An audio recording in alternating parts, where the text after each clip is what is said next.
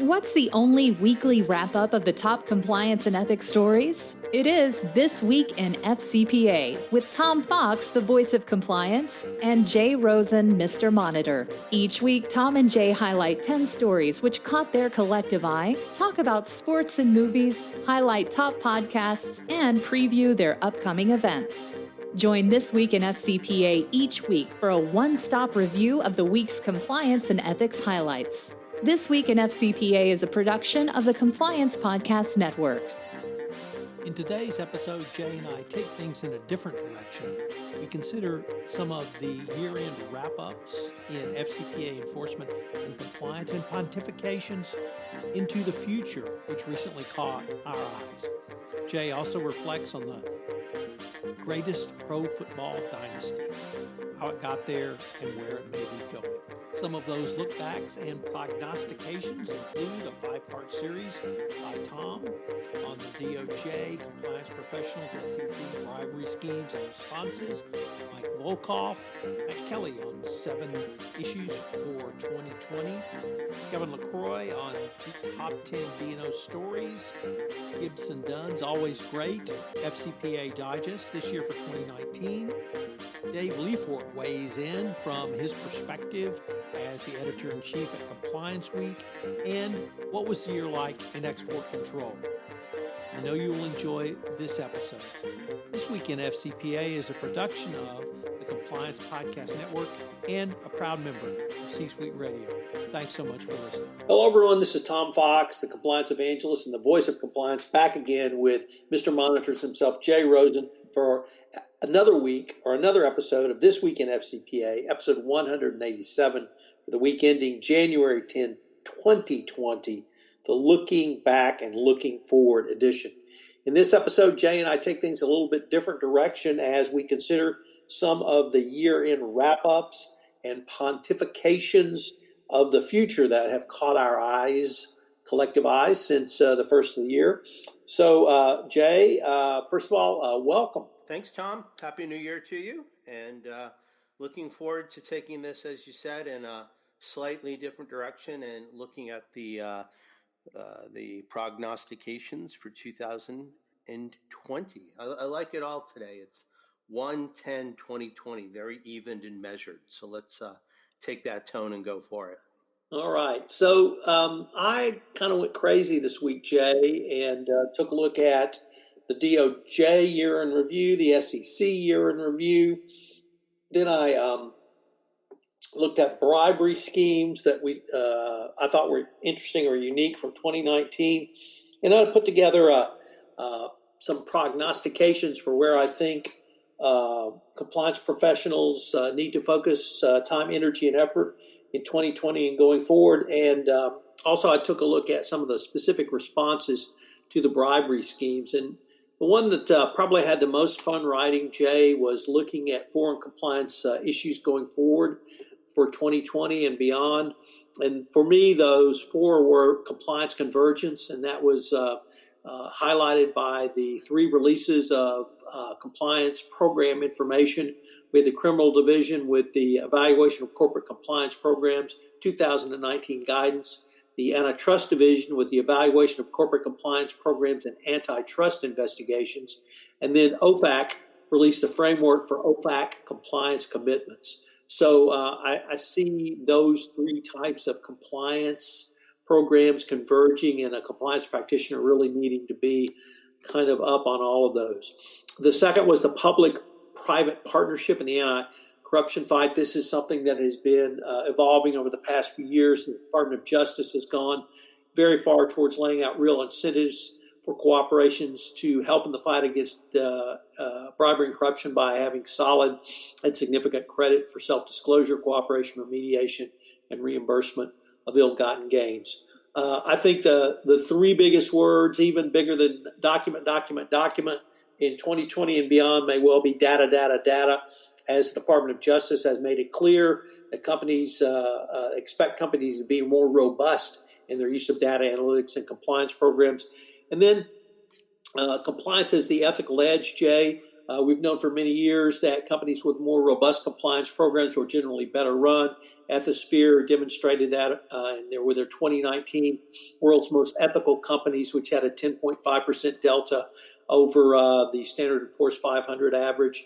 And I certainly posit that more effective compliance equals more efficient business process, leading to greater profitability. So those were some of the things that I thought about, Jay. And actually, I was inspired by a post you're going to talk to us a little bit about, because last week Matt Kelly provided his take on 7 issues for 2020. Were there any that really struck your eye in Matt's list? Yeah, this is a great piece, and as we always like to signify that Matt Kelly is the coolest guy in compliance. And out of the top 2 of the 7 things Matt looked at in his blog post, the first one was needing a fix to Supreme Court's Digital Realty Trust decision of 2018. And for those of you who have followed that, it ruled that whistleblowers must first report their concerns to the SEC if they want to claim anti-retaliation protections under Dodd-Frank.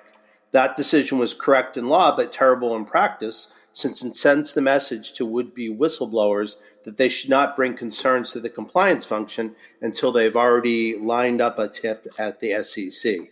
Last year, the House approved legislation to extend Dodd-Frank's protections even to those whistleblowers who first report to internal compliance departments. The Senate introduced similar legislation with bipartisan support. So later this year, compliance officers may finally see a fix that restores common sense to the whistleblower protection. The second thing that Matt took a look at was the Federal Reserve's inspection of technology service providers. And last summer, Capital One suffered a huge data breach through AWS, Amazon Web Services, which Capital One used to host its software systems. By coincidence, the Fed bank examiners had just started reviewing AWS's cybersecurity posture at that time, and since then, Fed officials have said that they want more power to review tech service providers. Compliance officers should watch to see how those reviews work in practice, because the Fed won't be the only regulator doing this.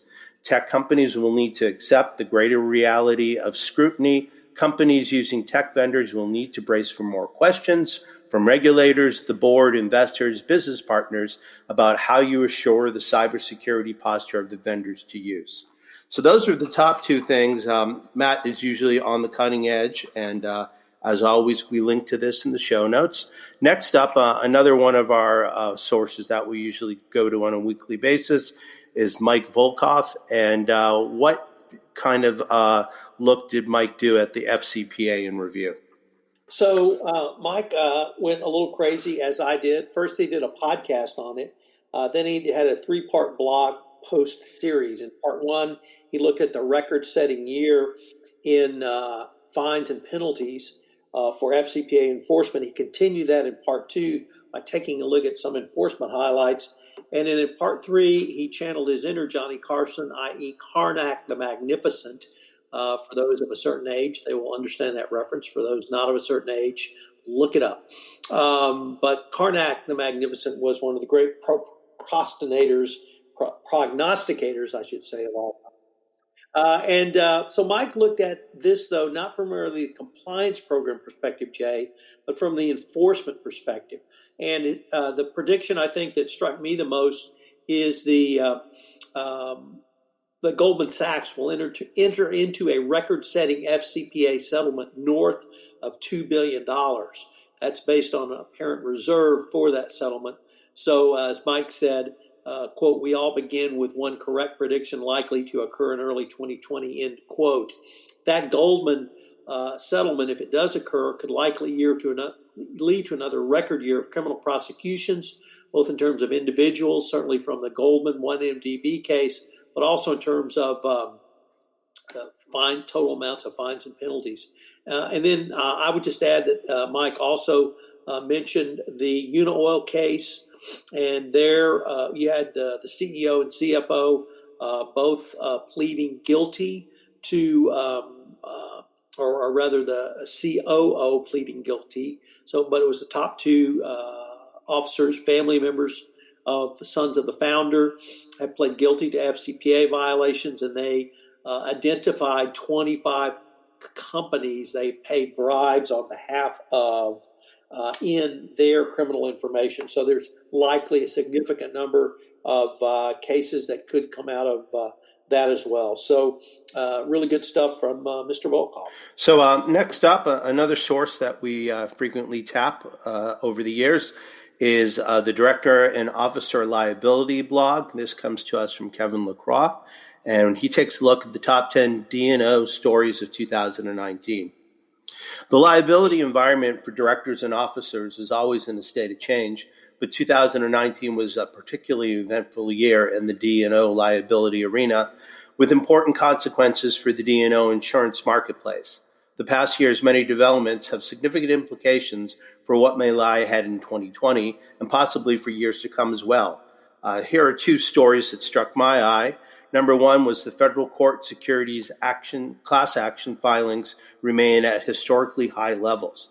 In 2019, for the third year in a row, there are more than 400 federal court securities class action lawsuits filed. While the number of lawsuits filing is at elevated levels, the rate of litigation, that is, the number of security suits relative to the number of listed companies, is even higher. Indeed, the 2019 litigation arguably was at its highest level ever.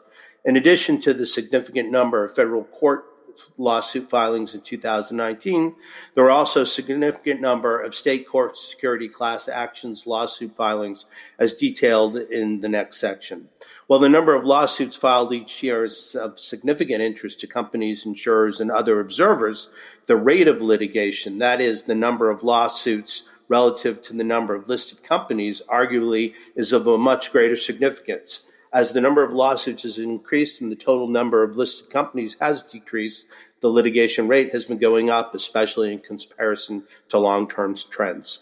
I'm going to jump down a little bit into the list, and number 5, cybersecurity incidents continue to draw D&O lawsuits. For many years, industry observers have predicted we would see a surge of D&O litigation involving companies that have experienced data breaches. Although cybersecurity-related D&O lawsuits have indeed been filed in recent years, the litigation has never accumulated in the volume that some have suggested it might.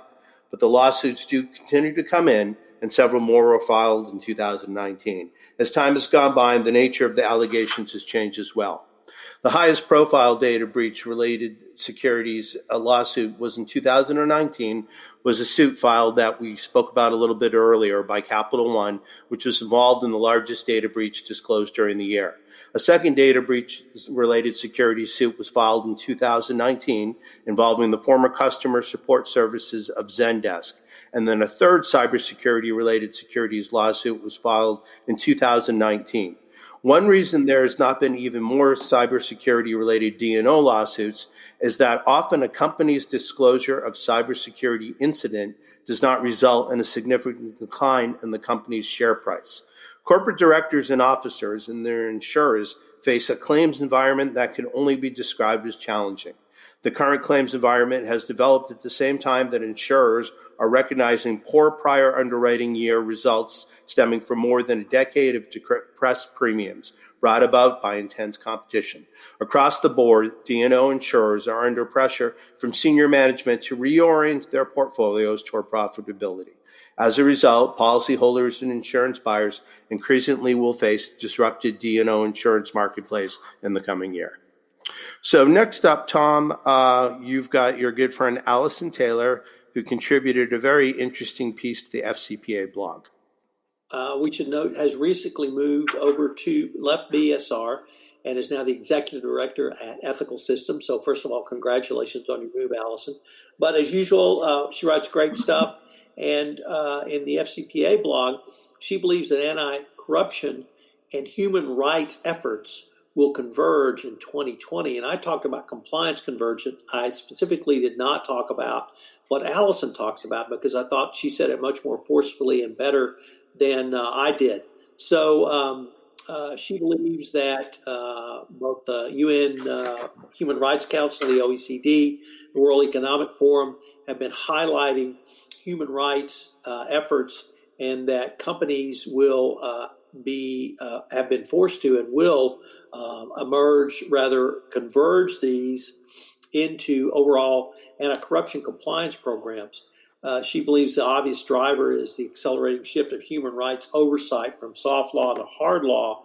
This is becoming an increasingly important ESG issue. Just this week, Jay, a large number of banks indicated that they are reviewing their loan portfolios for companies that have robust ESG programs in place. And of course, that means a compliance program.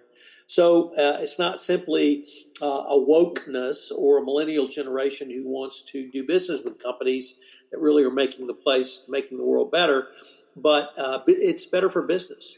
And companies are doing that. That's part of the Business Roundtable statement on the purpose of corporation that came out last year. And the aligning of human rights and anti-corruption makes the real world impact of corruption far clearer to employees. And this builds a more meaningful case of compliance convergence for corporate compliance programs. So kudos to Allison. Great article as well, and really looking forward to seeing what she comes up with in her new role over at Ethical Systems. So in looking at the different parts of the enforcement environment, we're picking up an article from JD Super, taking a look at the year in export trade control. This comes to us from the McCarter in English Government Contracts and Export Controls blog. And the author, I'll try this, my best, is Zlatko Hadzimalovic. So for several years, we have witnessed the emergence of a statutory and regulatory framework to tighten controls of the export of emerging and critical technology, as well as the review of inward foreign investment in technology. This is more than evident with the listing of Huawei and other Chinese technology giants. The United States demonstrated a willingness to use alternative punitive measures against China. Whether the desired impact of the approach has been achieved is difficult to determine, but we have nonetheless no reason to believe that the tide will ebb in 2020.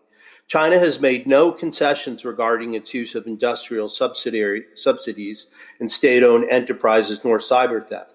There also remain significant doubts as to the ability and the willingness of certain Chinese entities to abide by U.S. regulations.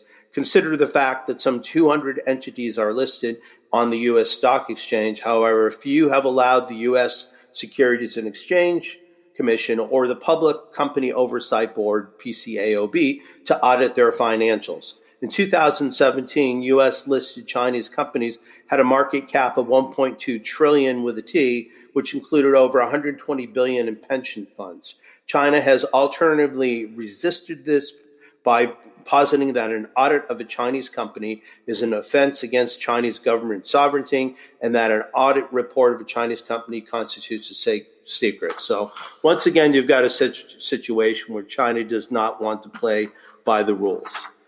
In terms of Foreign Corrupt Practices Act enforcement, the DOJ and SEC prosecuted more than a dozen companies between them, leading to penalties of $2.9 billion.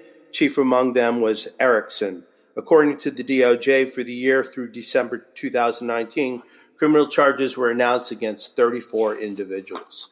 So the last part of the update that I'd like to pick up that is kind of amusing is that they take a look at trade sanctions and tariffs, and they list all the different levels of tranches against China with what's happening with the government. But the last thing they do is they go down to wine and say, finally, we take this opportunity to voice our discontent regarding the October 2019 imposition of a 25% tariff on wine imported from France, Germany, Spain, and Britain.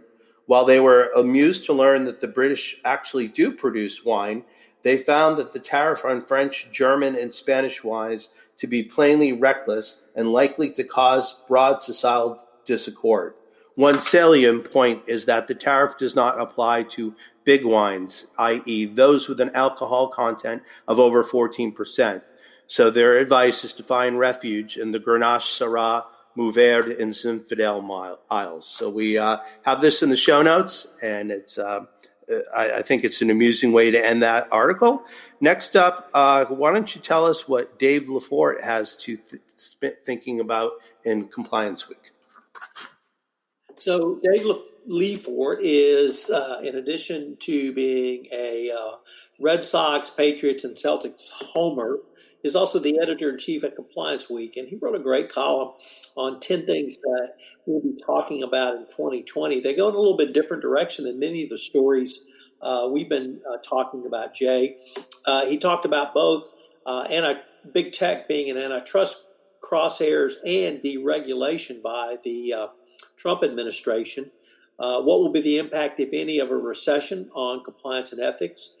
Briefly noting the 2020 elections will mean something, although it depends on who and what.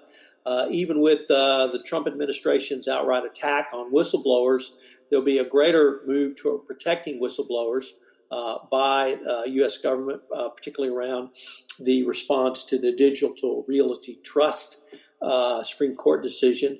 Data privacy is going to be very big for everyone, certainly because of the California Consumer Privacy Act, but GDPR is waiting in the wings for the next big one out of England or EU, I would say. Regulators, we have touched on their updates to the evaluation of corporate compliance programs and what that means. And then a couple of different ones that I thought were really interesting, Jay. In ethics and artificial intelligence, is there trouble ahead? That's the question Dave poses.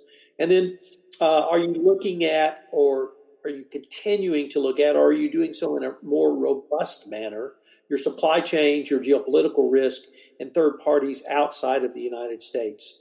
So third parties are still the greatest source of FCPA enforcement actions, but supply chains and geopolitical risks are certainly becoming more important. Before we got on this podcast, Jay, I was on a call with someone asked me, a major energy company I used to work for, they asked what's their exposure in the Middle East. And that's a question that not only is on the forefront of many CEOs' minds, but CCOs as well. You have any operations in the Middle East, what is your risk? What are you going to do about pulling your people out? Are you going to do business in that part of the world? And I'm not talking about with Iran, but with any of the players who may be around Iran. And all of those questions are going to be on the forefront of a lot of people's minds going forward. Jay, for our final part of this part of the presentation, we have the Gibson Dunn annual year-end FCPA update. This is literally one of the top ones around, and they put out a great report, lots of great graphics that many of us use throughout the year. What struck you about this year's report? I think just the scale and the scope of these numbers. So I know we've mentioned them before in this podcast, but I'd just like to mention it all in one spot because they did such a great job of combining everything. So 2019 was by many measures the most significant year ever in the FCPA enforcement. More than $2.6 billion in corporate fines set a new high watermark, driven by the two largest corporate resolutions in the history. 54 FCPA enforcement actions, or a total of 73 cases, including ancillary actions brought by the FCPA units of both the DOJ and the SEC, each ranked second only to 2010 in the annals of enforcement. 4 FCPA and FCP-related trials is a high watermark as well. And on top of this, FCPA enforcement policy guidance from the DOJ, an expanding body of case law on the FCPA, and related offenses among many other developments. And there's a strong argument that international anti-corruption enforcement has never been more robust. So as Tom said, there's some great graphics that everyone can use for your PowerPoint presentations.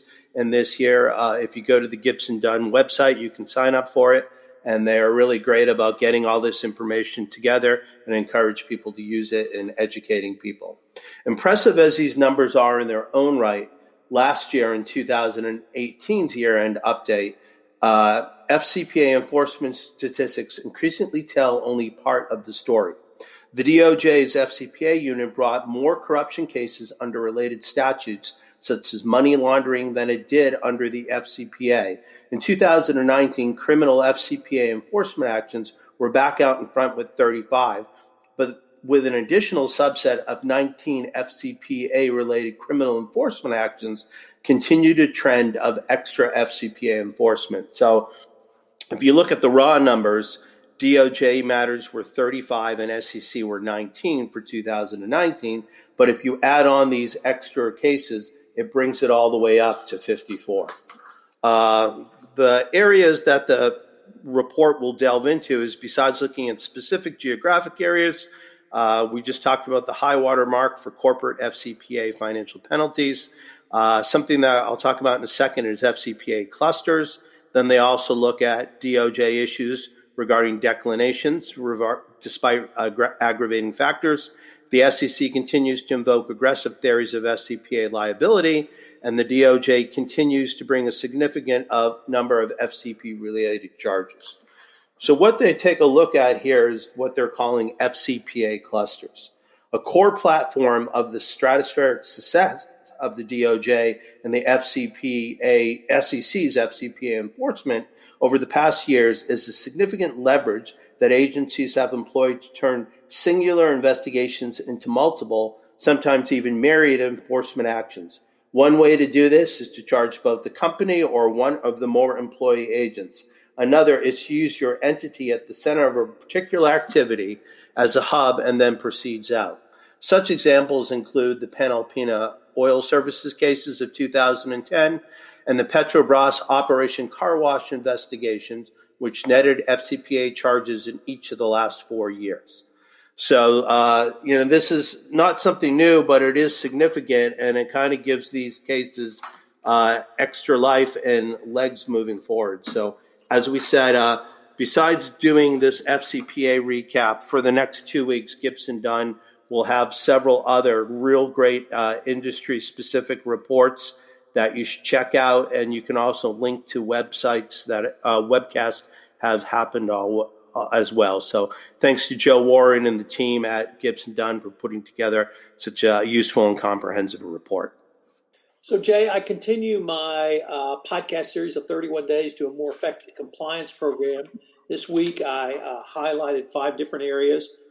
Day 6, on January 6th, I detailed a code of conduct. January 7th, I looked at policies and procedures. On January 8th, I looked at internal controls. Yesterday, January 9th, I considered 360 degrees of compliance communication.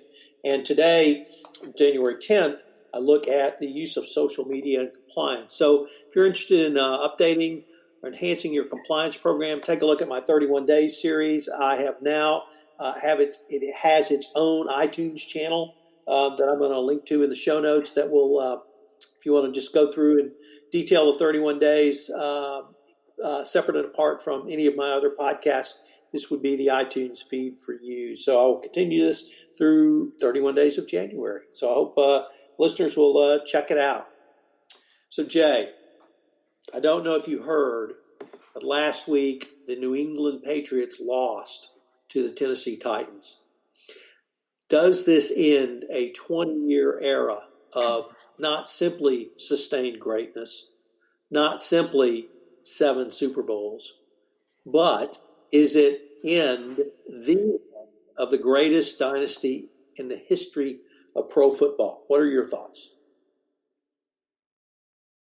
Well, they talk about old Mother Hubbard going to the cupboard, and she found that the cupboard was bare. I think we kind of saw with glaring, a glaring episode that, the cupboard is definitely empty.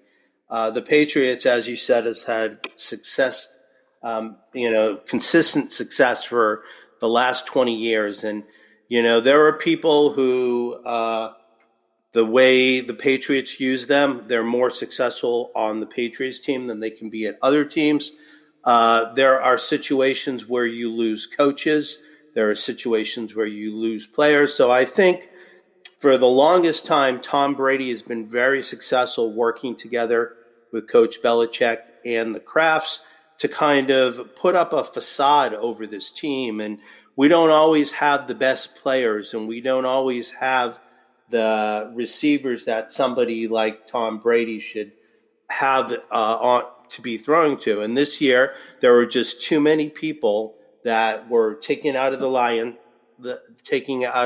and weren't able to contribute. So, Tom, I'll quickly go over. This started off in training camp when center David Andrews was diagnosed with a blood clot in August. He was placed in injury reserve for the year, and other injuries to tackles and guards delayed the offensive line coming together. Next, the fullbacks took a huge hit. James Devlin was out, and then his backup was out, and they had to try to reinvigorate the running game with a repurposed linebacker, Landon Roberts. The receiving corps never got off the ground.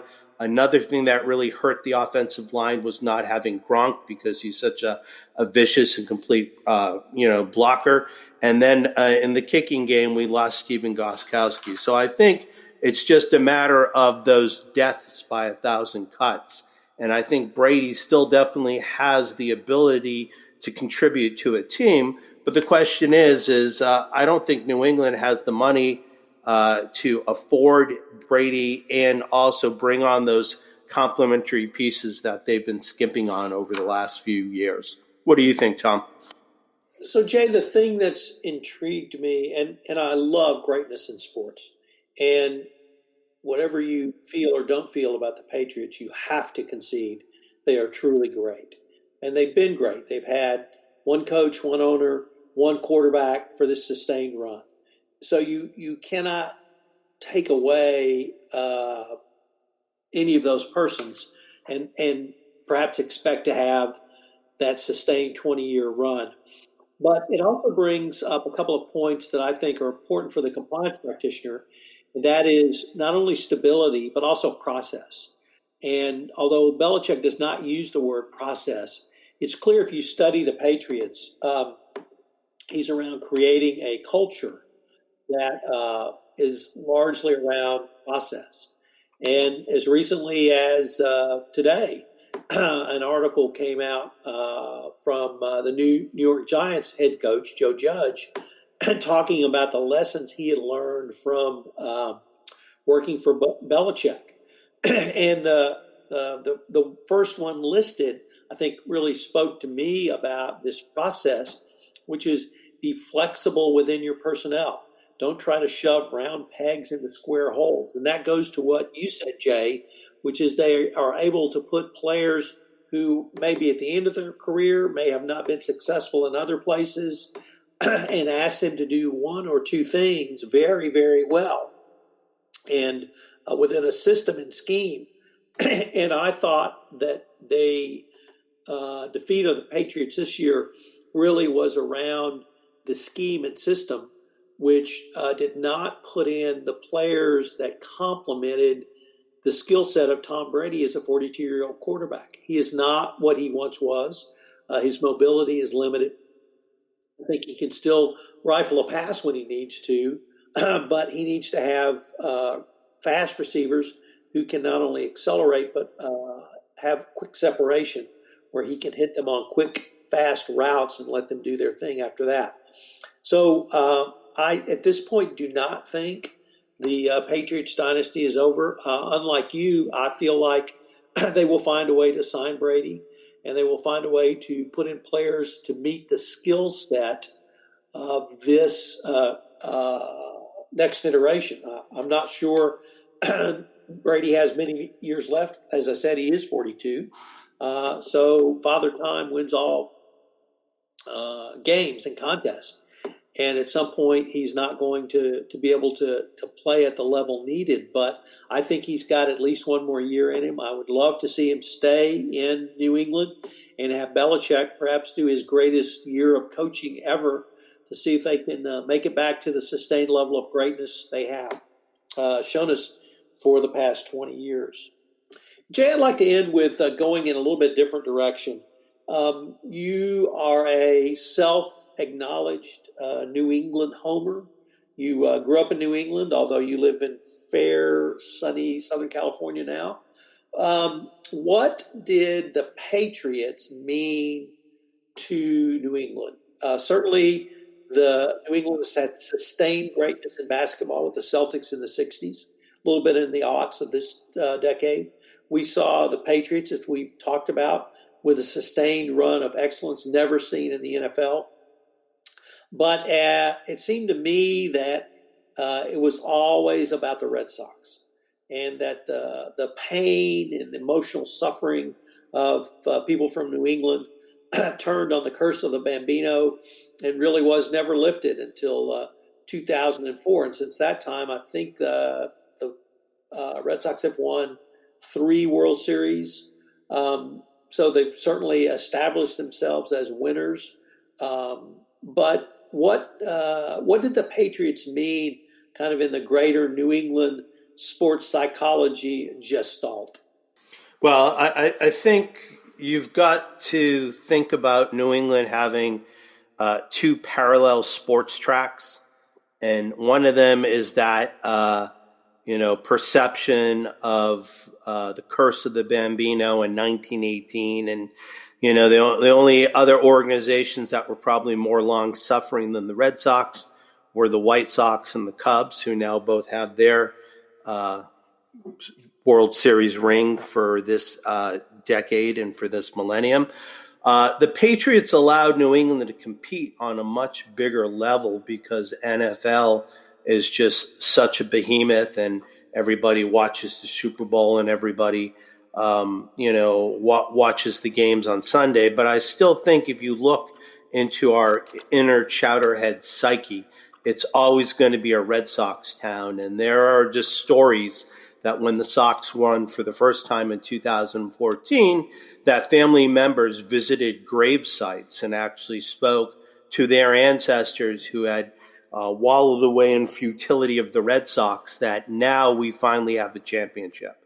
So for kids who have been born in the last 20 years in Boston and who grew up only knowing Boston as the city of champions, it's a complete foreign thing for somebody like me. So I'm not a bandwagon guy with the Patriots. I've been probably a fan of them since my mid-teens. It's always fun to go to Fenway Park. We did it last spring. Hopefully we'll do it again. But I think with all that greatness that the Patriots embody, I think people almost take it for granted now. So that's why there's such a keen interest as to, who's the magician? Is it Belichick? Is it Brady? Will there be one more year? So I think that we're still a Red Sox town, but we love our Patriots just as much. With that, Jay, you want to take us home? So on behalf of Tom Fox, both the voice of compliance and the compliance evangelist, and myself, Jay Rosen, Mr. Monitor, would like to thank you for joining us for the first podcast of 2020 for This Week in FCPA, episode 187, for the week ending January 10th, the Looking Back and Looking Forward edition. We hope you have a great weekend, and we'll talk to you next week. Hello, everyone. This is Tom Fox again. I'd like to thank you for listening to this episode of This Week in FCPA. If you have any questions, you can email me at tfox@tfoxlaw.com.